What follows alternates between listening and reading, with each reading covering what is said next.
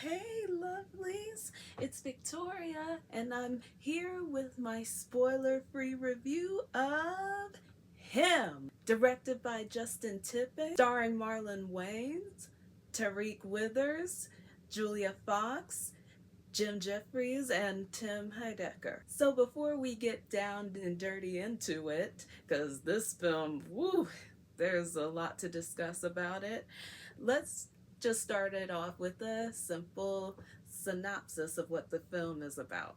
The movie follows Cameron Cade, played by Tariq Withers, an up-and-coming football player who, after recovering from a head injury, gets the chance of a lifetime to train with his football idol, Isaiah White, played by Marlon Wayans, to get him a step closer to solidifying his spot in the football league and becoming the next GOAT, or meaning greatest of all time.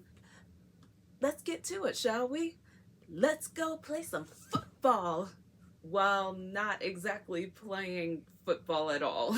Now, the way that I would describe this film, it's a sports horror slash semi-psychological slash art film, because all of those elements I believe are truly involved in it when watching it. And it definitely takes me back to films like Damn Yankees, Rosemary's Baby, Phantom of Paradise, and especially The Devil's Advocate, starring Keanu Reeves and Al Pacino. I mean, just look at these posters put together. See any similarities just in those posters? Because I did. Oh my god, sorry y'all, but I had to. The only difference between the two is that one takes place at a New York law firm while the other one takes place on a football field, or metaphorically is about a football player when on the football field. But in the poster, that's definitely a football field. And also, when you get down to it, the thing about this film is that when Cameron goes to this to Isaiah's compound where he will be doing this 7-day boot camp with him, it seems, to be honest, nothing is what it appears to be in it.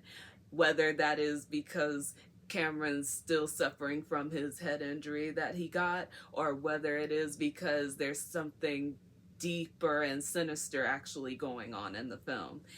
But to me, that sounds very Faustian story-like, and also down to, even down to the GOAT, being the GOAT. And if you guys don't know, the GOAT, I'm talking about the animal, just like the snake, was always seen as a symbol for the devil. Just saying. And in case you don't know what I mean by Faustian story-like, I'll just let you guys know briefly what I'm talking about. So there is this thing that has been used throughout stories, throughout novels, films, any type of media, you name it, that's called the Faustian deal, or the Faustian bargain. Originated from Johann Goes Faust, which is an agreement to exchange one's soul or just moral principle for some significant benefit in return. Making a deal with the devil, basically. This has come up in many modern movies and TV shows of all generations and of our time, and it's also been done in classics, stories, and novels, and so it's nothing new.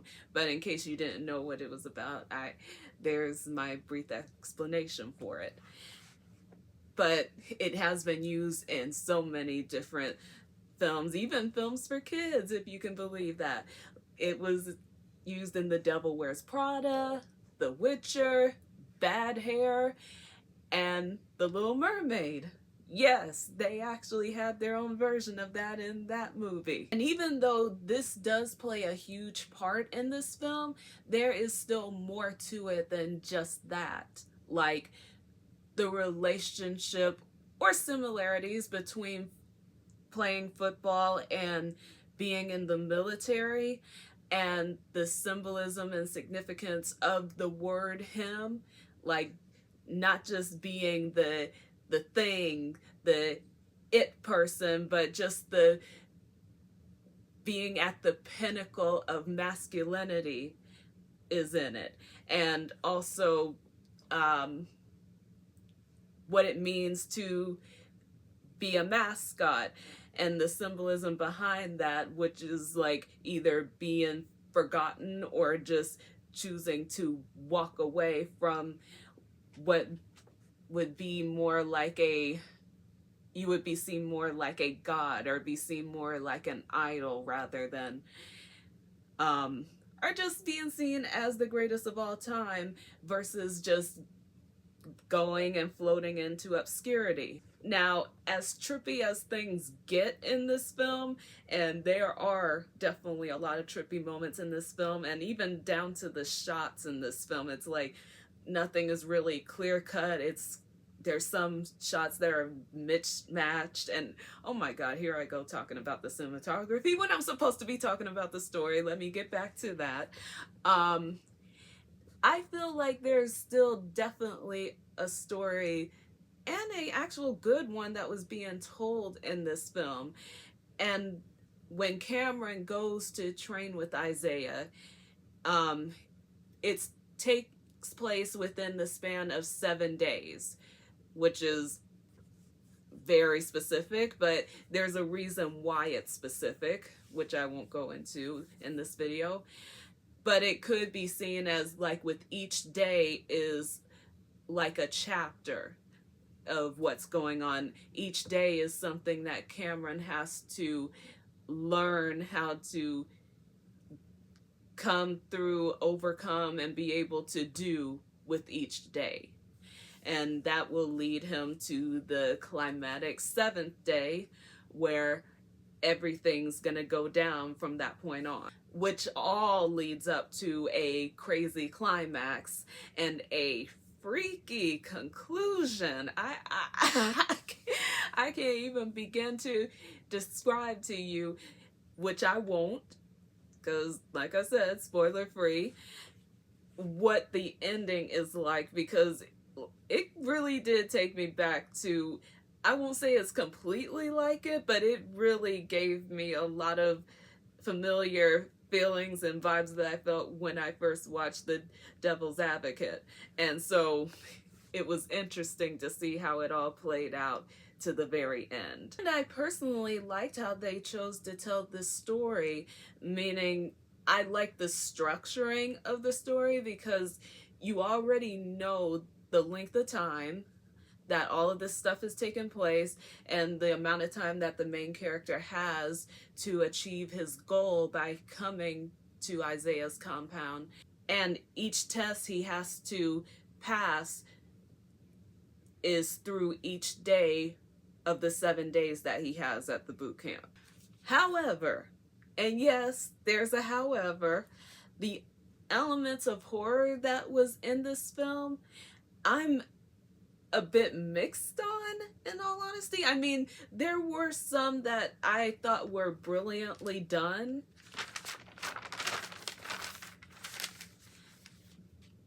Down to the metaphor and symbolism of it all. And then there were like some that just made me think, okay, what was the point of that? Or that being in the scene at this point. And also there are moments that really just feels like it's something like out of a music video, or maybe just kind of like something where you're just at this club party where the music is blaring and everybody is partying in the atmosphere, but it's not a normal party atmosphere. It's more of like, it's, you could almost say, a bit demonic at times type of party atmosphere. But apart from those moments, and moments that felt random to me, I love the concept of the Faustian bargain being done through being the GOAT at football, and how that can play out and the passing of the baton, passing of the torch, whether willingly or unwillingly. There is always a beginning and end to one's greatness in their career. And so that is what I found very interesting about that concept, that I was excited to see it played out in watching this film. Also, what it means to sacrifice, and not just sacrifice just for your benefit or someone else's benefit, but more so sacrificing to your detriment to be the greatest. And to your detriment could definitely mean at the expense of your physical well-being. Okay, let's talk about my favorite part of this movie. The cast in this movie was nothing short of amazing, in my opinion. I mean, come on, Marlon Wayans, one of the greatest comedians of all time, of our time, I will say, to be fair, because I can't say of all time just yet, but I will say the greatest comedian of our time. But of course, I'm not knocking on the great performances of Tyreek Withers or Julia Fox or even some of the other actors in this film, because they give what they can with what they had to work with. And judging by what the script was like, it probably was definitely a lot having to just make sure that these characters still felt real enough that we felt for them and understood their motivations behind what they did, even in this crazy situation, which this is a crazy situation. It's a freaky situation. So as always, we will start with the main lead in this film, which is Tyreek Withers, who plays Cameron Cade, our upcoming pro football player that we're rooting for. You may have seen Tyreek in like the TV show Atlanta and the recent I Know What You Did Last Summer. So from what I've seen of his acting, I think that he is a really good actor and that he definitely displays emotion well when given the right material to work with. I will say that I actually did enjoy his performance for the most part in this film. Him playing, I mean, I felt like he did a really good job playing this up-and-comer who pretty much has had his life decided for him when it comes to playing football, and really just trying to follow through on what he's doing because he doesn't want to disappoint anyone, especially specific people in general that are close to him. And he is a honorable character to a degree where it's like he doesn't want to get something handed to him easy. He doesn't want to gain something the easy way. He wants to earn what he is getting. He wants to earn that GOAT title. He wants to earn the greatness through his talent, through his actions, through doing what it takes to get there. And I felt that Tyreek naturally brings that, along with the drive, edge, and somewhat quiet internal confliction that his character is dealing with. I felt that he really brought that to this character. And also you do feel for him, even though there are many points in the film where you're like, dude, why are you still in this? Get out of there. This is crazy. Why can't you see that? And it's not that he doesn't see that. He knows that this is a weird situation that he is in, but at the same time, with whatever is on the line of him getting to that point where he can solidify a place for himself in football, he's willing to go through the weird, tumultuous, just dealing with the weirdest crap and seeing the weirdest crap in order to get through to the other side, being what he came there to be, which is the next GOAT, y'all, or HIM, which that is his goal. So you do end up just following along with him on this crazy, twisted path that he's going down and seeing what he will choose to do when he reaches that end point. And then we have our second lead in the film, or we'll just call him our lead supporting character here. We have our comedic legend, Marlon Wayans, playing the football legend in this film, Isaiah White. Now, in all honesty, y'all, I have so much to say about this character, but I can only dense it down to a few things that I can say about him. So if you guys wish for me to discuss more in a spoiler movie review on this film, please let me know in the comment section down below, and we'll see if I can make that happen for y'all. And in case you guys didn't know who Marlon Wayans is, you either must have been living under a rock, or you just don't care too much for comedy. But he is the half of the dynamic duo, the Wayans brothers, along with his brother Sean, and from the well-known Wayans family, and which are all pretty much established actors and comedians in their own right. And he was in and co-writer of the Scary Movie franchise, which is where I got introduced to him in. And he was also in other films like Requiem for a Dream, White Chicks, Norbit, G.I. Joe, Rise of Cobra, A Haunted House, The Heat, Sextuplets, and my personal favorite, Respect. Let's talk about Isaiah for a little bit, shall we?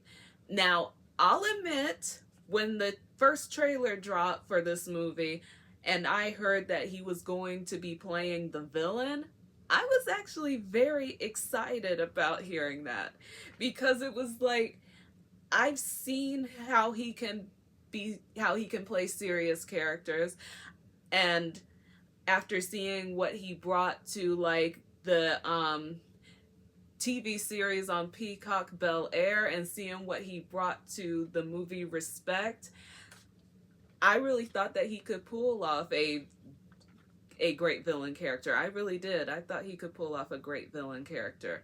Now, as a serious and dedicated football player, I was like, yeah, right. We'll see about that. However, after seeing it, I am happy to report I was proven right and wrong. Meaning, I was right about him being good at playing a villain, and wrong that I couldn't take him seriously as a dedicated football player. He fooled me. And as this character, Marlon, I felt like he really did ooze a lot of that physical bravado and prowess that I was just completely convinced that he was not just a dedicated football player, but a hard-working athlete who took what he did seriously. But that was not all that I felt that Marlon Wayans brought to this character. He also brings this pure air of charisma, manipulation, and somewhat some mental instability that really fleshes out his character more. And when I say that Marlon brings mental instability to this character, I mean in the way that Isaiah thinks about playing football and what it takes to be the GOAT. Because Isaiah knows that he is a part of a system that praises him as the GOAT for now, and is also looking to replace him when the time comes. And because he knows this, he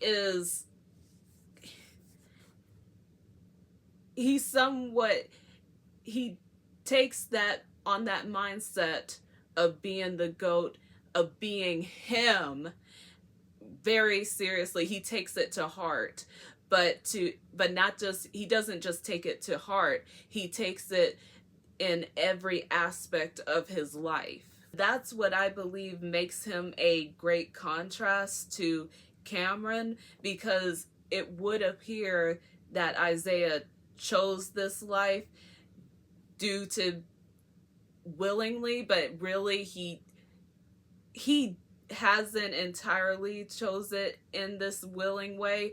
It was more so that he was put in a position where he could not refuse it, and he had to choose it. Cameron appears to have much more of a choice in this, more so than how Isaiah probably did when he was chosen to become the next GOAT.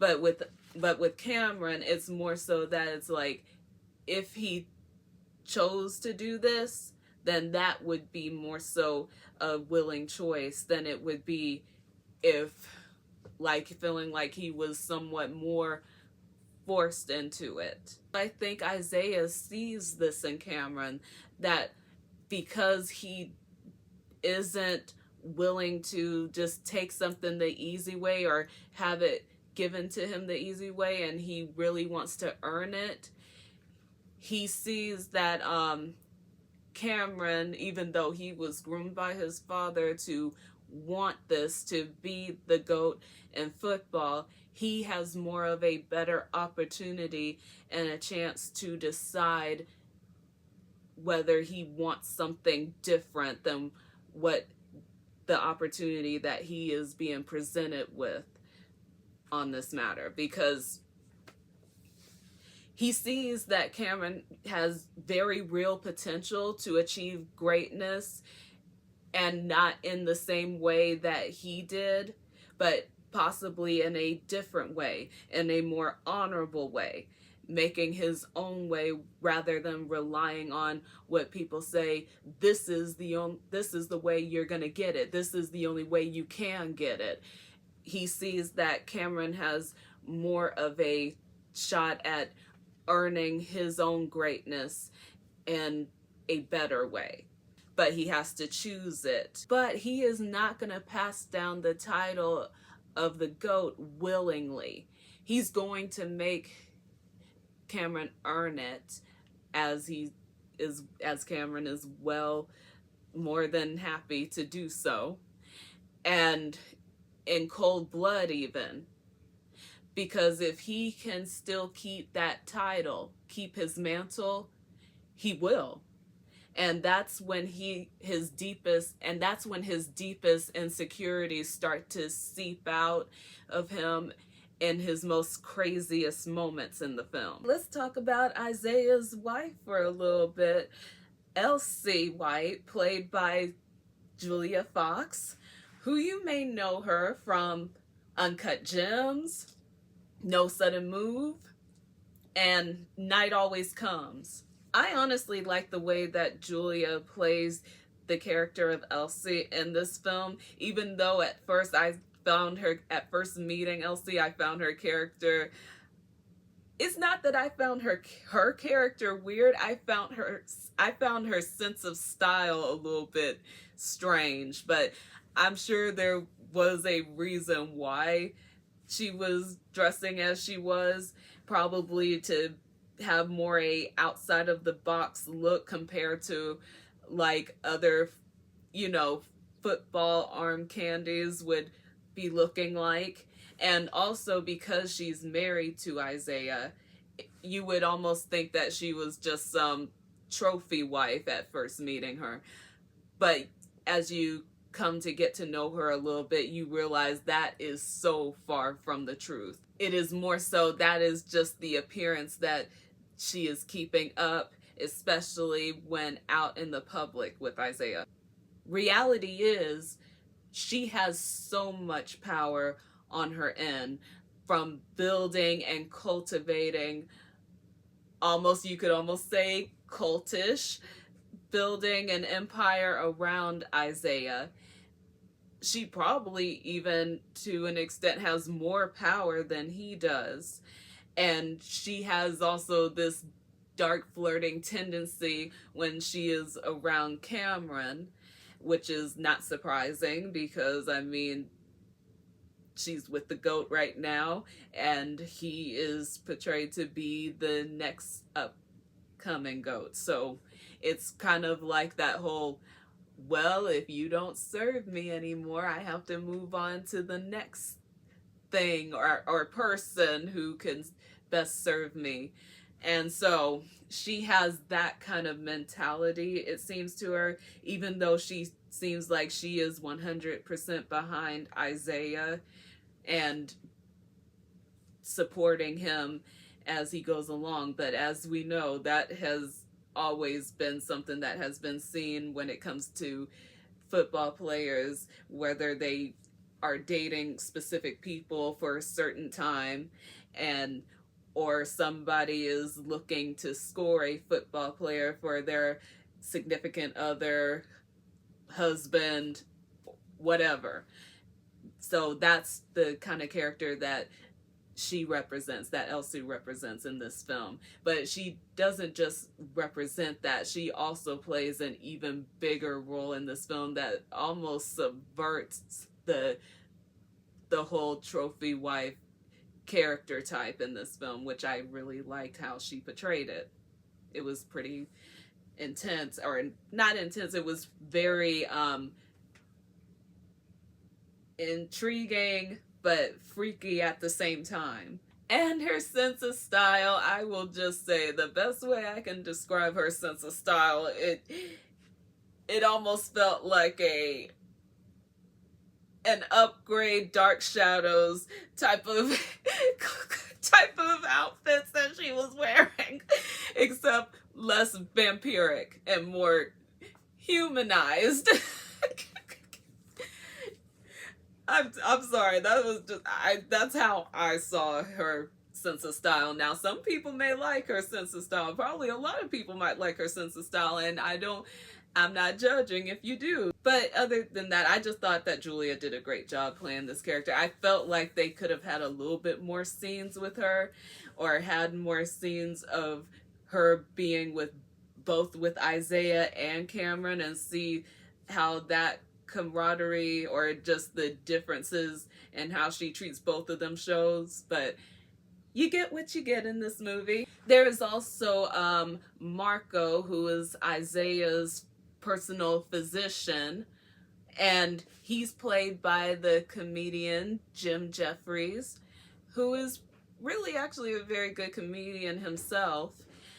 I thought that the character that he played, though, of Marco, I thought he was an interesting character, because he seems to be the only one in Isaiah's compound who kind of like, even though he is a part of the weird boot camp process that Cameron is going through, and he is well aware of what is taking place and what will happen from beginning to end, he is the only one that is showing signs of regret and guilt for what's taken place and what he has become a part of. What I love about Jim's way of portraying this character is that he adds a touch of comedic yet tragic moments or elements to his character, and how doing what he and the character and how doing what he has to do, but even when he does that,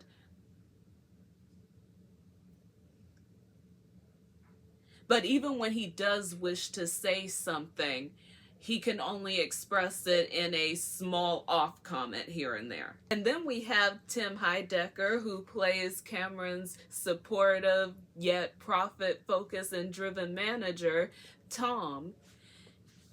And you may know Tim Heidecker from films like Y2K, Us, Nutcrackers, and Ant-Man and the Wasp. He's a very good comedian himself. And also he's done a lot of different comedic work in his time. So I was actually happy to see him in this film playing this type of character. Because with this character, he represents the higher ups in sports that put these champion winning players out on the field and gain a huge majority of the profits that they earn and keep it to themselves. They profit off of football players while not risking much at all. Not risking much other than money, that is. While the players are out on the fields risking their physical and mental health anytime they go out to play. And even then, they go out looking for the next big thing to make more money off of. So with Tim playing Tom, he probably sees himself as doing whatever he can to help Cameron achieve this goal of his to be a part of the Saviors team, which is what Isaiah is, a football player for that team.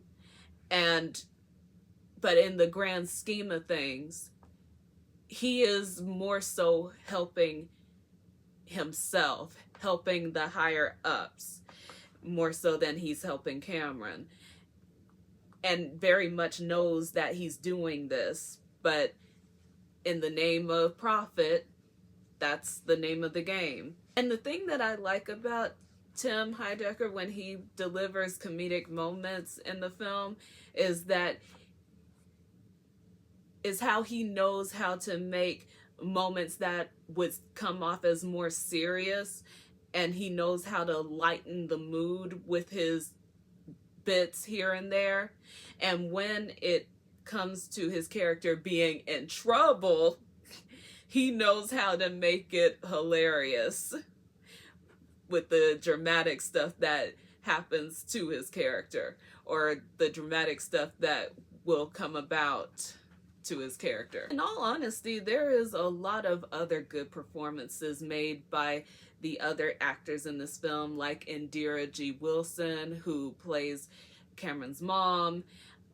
There is also Maurice Green, who is a mixed martial artist, who I can't say has a cameo in this film, but you don't see him throughout the whole film, but you definitely see him when they're in the compound with Isaiah, and I thought he did really well. And then there's also Guapdad 4000, who also did music for the soundtrack of this movie, and Don Benjamin and Tira Whack, who also did a song for the soundtrack. So we had a lot of good talent in this film, and so I will just give them a shout out in this review. And I want to also give a special shout out to Naomi Grossman, who you may know her from The Lurker, Hauntology, and as Pepper from American Horror Story, Asylum, and Freak Show. She was in this movie, and she was playing the crazed fan of Isaiah, which I thought was an effective character in the film. But she is pretty much the epitome of showing what crazy fandom can be like, even in football, where fans are even willing to do the most heinous of crimes or acts in the name of who they idolize. But then again, toxic fandom, and you have to be careful with that. But in this film, I felt that she portrayed that toxic fandom very well, and so I really have to give her a shout out. Okay, as for the cinematography in the film, which I thought was done pretty good by Kira Kelly, who she's in charge of the principal photography in this movie. But at the same time, like I said earlier in the video, there are moments where it just seems like there's just mismatched scenes that are happening, and when one thing happened here, then by the next shot it's like, wait a minute, how did we get from there to here in this? And it does give you a bit of a confusion in what you're supposed to be seeing happening. But then again, it's not supposed to be layered. It's not supposed to be, okay, this goes from point A to point B to point C with this film. It's supposed to be kind of like a little bit scrabbled and whatnot, because we are going through this boot camp process with Cameron, keep in mind, who has just suffered a head injury. And with a head injury, you could almost think and wonder, like, how will that affect somebody's not just brain function, but their perspective of what they are seeing in front of them with their own eyes, because it could almost make you feel like maybe Cameron could be a unreliable narrator, but I can't say that fully because you just don't know. You can guess, you can think that that's the possibility, and that's fine, but more so it has more to do with seeing how messed up and how crazy this situation is that he has put himself in. Because a lot of the times we are in Cameron's consciousness in this film, and so we're experiencing what he's experiencing. It almost brings a whole new meaning to the saying that the mind is the devil's playground. I'm just saying. But even though I didn't really care too much for how the film was shot by shot in this film, I can say that I did enjoy those moments when certain images popped up in the film.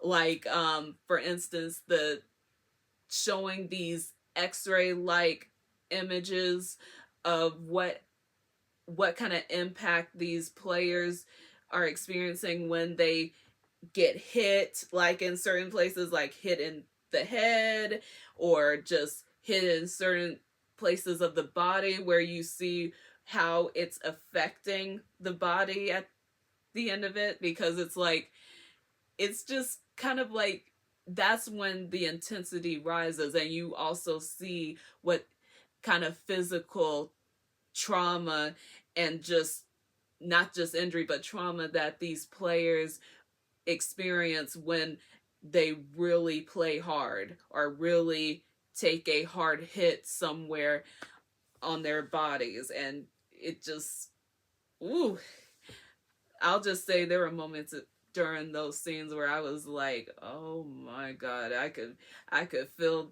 that phantom pain from pains that happened to me years ago. But in watching it, it was like that just struck up like memories of, and also phantom pains I had from way back when. The imagery and composition of colors in this film start to become more oppressive and intense as we dive deeper into this insane world of the compound, which I also liked because it starts to really show you this is not in Cameron's mind at all, that this crap is really actually happening. It's taken place, and this could mean serious repercussions. And just, let's just say that this could not be good for Cameron. This could truly lead to more than just his physical detriment. This could lead to the detriment of something much more precious than anything else, his soul. I'm just gonna talk about the music briefly for this film because this film also has its own soundtrack, but I thought that the music selection in the film was pretty awesome. I won't say that I was jamming out while watching it, but I could definitely see myself jamming out when it came to listening to the songs after seeing the movie. But I felt that they definitely fit well in the film, and then listening to the soundtrack afterwards, I was like, yeah, the music was definitely matching the vibes there that this movie was going for. And I think that's what I liked about it most, because it was definitely trying to hit, those certain beats, those certain points. The music composition in the background just felt so like, okay, we've entered a almost near level of hell. We're not there yet, but keep it up, we're gonna get there. is what the music was giving me. But the music was pretty good. There was music by Denzel Curry, Gucci Mane, who can forget him? he's awesome. And Guap 4000, Mobb Deep, Tierra Whack. And so it was like I really did enjoy the music in this movie, believe it or not.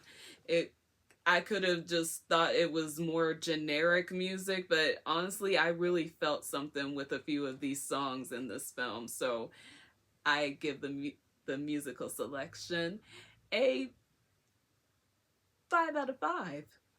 I thought it was that good. Now, the ending of the film, which, like I said, I'm not gonna spoil anything about it. However, I would like to comment on it a bit. When we get to the ending of this film, it really does take a bit of a cartoonish turn to me, but not so much that it becomes off-putting, or at least not in my opinion. Like I said, it does sort of take me back to a certain film that I mentioned when it came to the ending of that film. Now, not completely, but it gave me that kind of like vibe, but it was a different ending in that one, but still it made me think to that degree because of how it ended. But the ending to me, I thought, was fairly decent. Now, was it not weird? Of course it was. Was it not freaky? It definitely was. However, all films gotta end somewhere, and this film took its ending to just not a huge, crazy extreme, but huge enough of an extreme that you would be like, if you didn't understand what was going on in the whole film, you'd be like, okay, what in the world is happening here?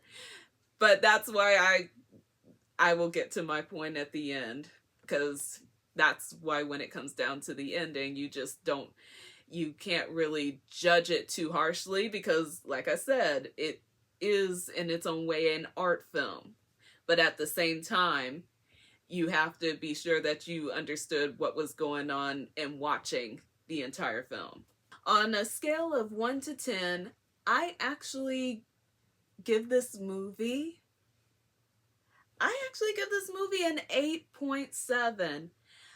Now, I know a lot of reviews were down on this film, but I personally thought it had a lot to say for itself and what it means to become and stay the greatest of all time in football in this case. But it can be in a lot of other things, in a lot of other different careers, not just sports. Now, was the execution well done?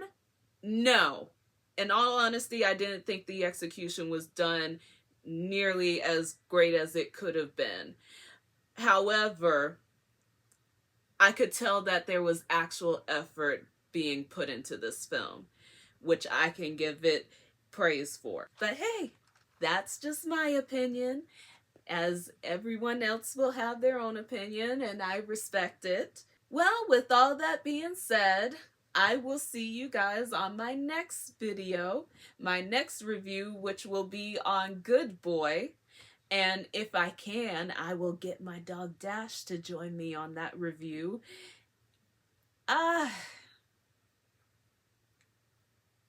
Possibly I can get him to join me on that review. I don't know. We will see. Until then, I will see you lovelies later. Bye.